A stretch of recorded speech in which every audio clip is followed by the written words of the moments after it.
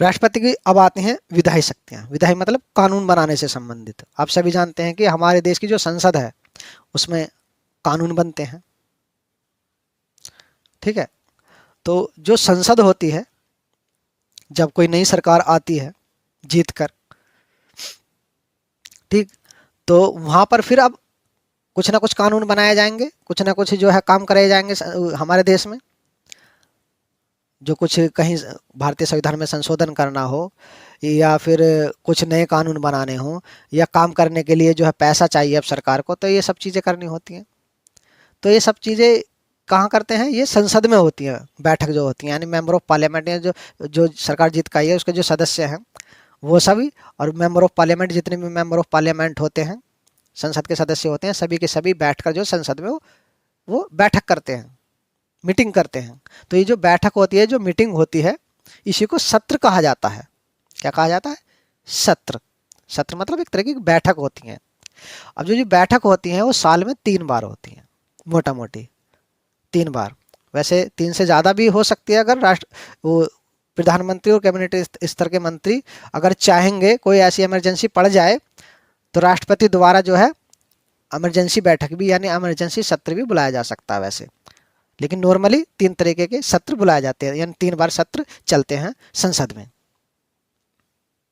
पहला जो है फरवरी के आसपास, यानी जिसे बजट सत्र कहा जाता है। फरवरी में ज़्यादातर बजट सत्र आता है, यानी बजट प्रस्तुत किया जाता है। आपने देखा ही होगा न्यूज़ वगैरह में कि फरवरी में बजट प्रस्तुत किया जा रहा है संसद में। तो फरवरी में ही किया जाता है, जो फरवरी माह आता है, महीना। और बजट सत्र के बाद, यानी फरवरी में जो सत्र यानी बैठक जो संसद में होती है, उसके बाद जो है फिर मानसून सत्र चालू होता है। मानसून सत्र ये आपका जुलाई वाले महीने में आता है, क्योंकि जुलाई में मानसून आता है हमारे भारत देश में, जो है जुलाई से मानसून स्टार्ट होता है, जुलाई के आसपास। तो इसलिए जो है जुलाई के आसपास जब बैठक बुलाई जाती है संसद में विचार विमर्श करने के लिए मुद्दों पर, तो इसलिए उस बैठक को, उस सत्र को जो है मानसून सत्र कह देते हैं।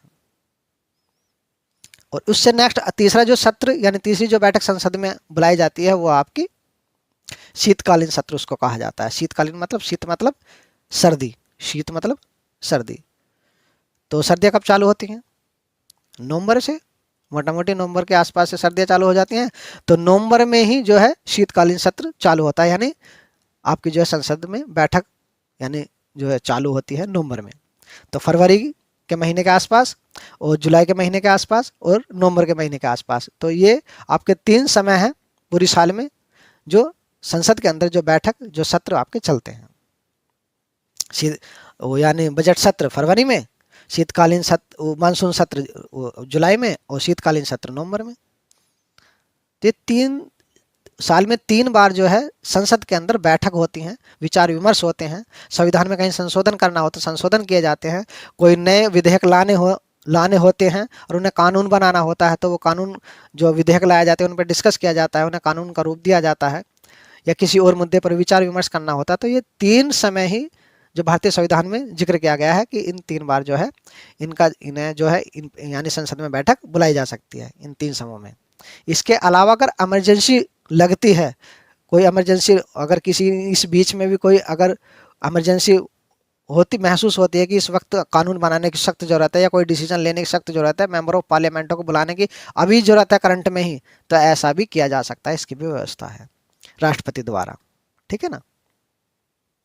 ऐसा भी है, यानी कि 3 जो समय है, इनके अलावा जो बैठक नहीं हो सकती संसद में, ऐसा नहीं है, हो सकती है, राष्ट्रपति द्वारा ऐसा किया जा सकता है। इसके अलावा और भी मैं आपको एक जानकारी बताऊंगा, जिसमें अध्यादेश जारी करता है राष्ट्रपति, वो भी कानून की तरह होता है, वो भी इमरजेंसी में ही लागू किया जाता है, उसका भी मैं आगे जानकारी दूंगा। तो थोड़ा सा हमने जाना कि जो सत्र, जो बैठक होती हैं, वो संसद के जो अंदर वो कौन कौन से समय में हो सकती हैं, उनके नाम क्या क्या हैं। क्लियर है ना? ठीक।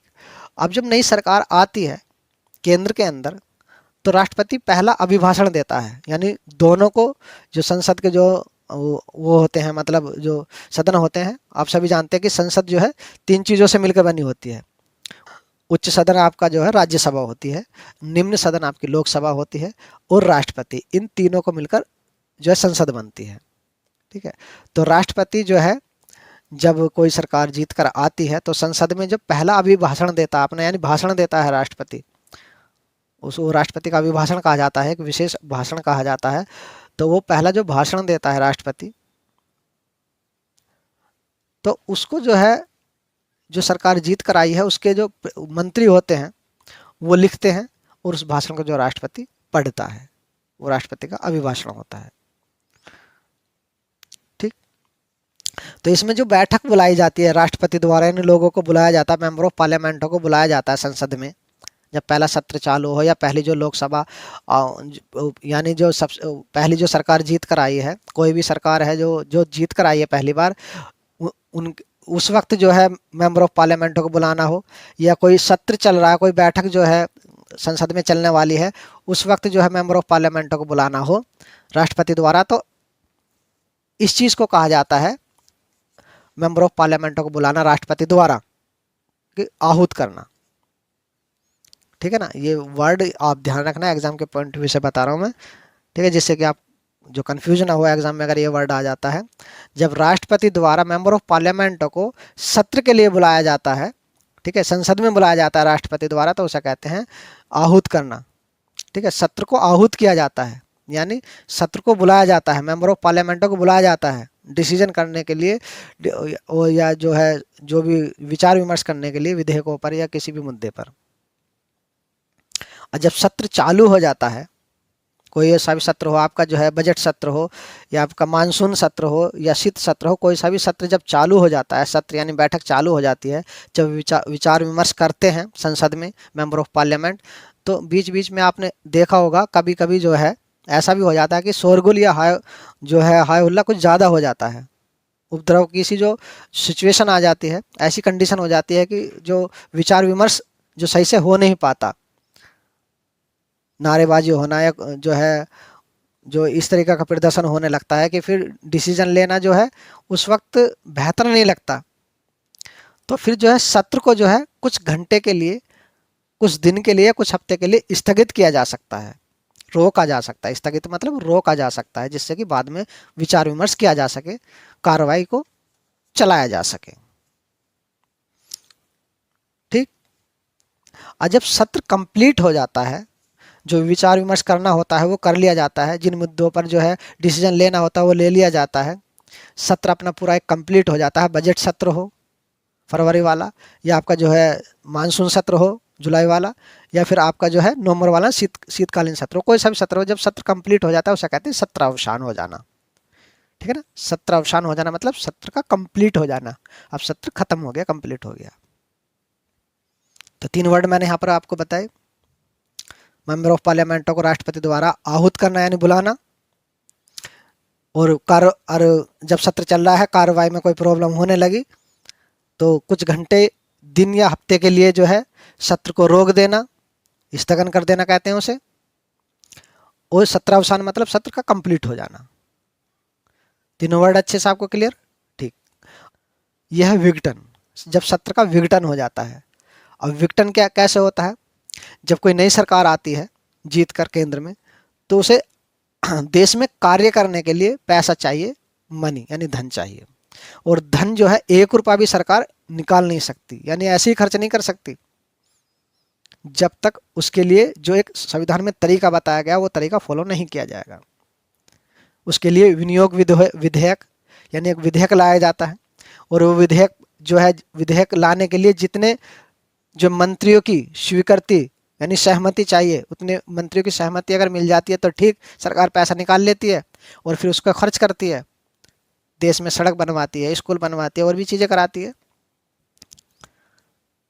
लेकिन अगर वो विधेयक, धन निकालने के लिए जो विधेयक लाया गया है, वो विधेयक पास नहीं होता है, जितने मंत्रियों की जरूरत होती है उसे पास कराने के लिए उतने मंत्रियों की स्वीकृति नहीं मिलती है, तो कहा जाता है कि सत्र का विघटन हो गया। जब सत्र का विघटन हो जाता है तो सरकार गिर जाती है, सरकार अपना विश्वास खो देती है केंद्र में। मंत्री जो है वो सपोर्ट नहीं करते सरकार को, जब मंत्री सरकार को सपोर्ट नहीं करेंगे तो सरकार चलेगी कैसे? तो सरकार गिर जाती है, वो सत्र का विघटन हो जाता है। इस चीज़ को कहा जाता है सत्र का विघटन हो जाना। और ऐसे में फिर नए चुनाव कराए जाते हैं, दोबारा चुनाव होंगे। तो विघटन इसलिए खतरनाक चीज़ है।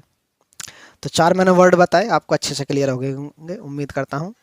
ठीक है ना। आहूत करना, और आपका जो है स्थगन हो जाना सत्र का, या फिर आपका सत्रावसान होना, और विघटन होना।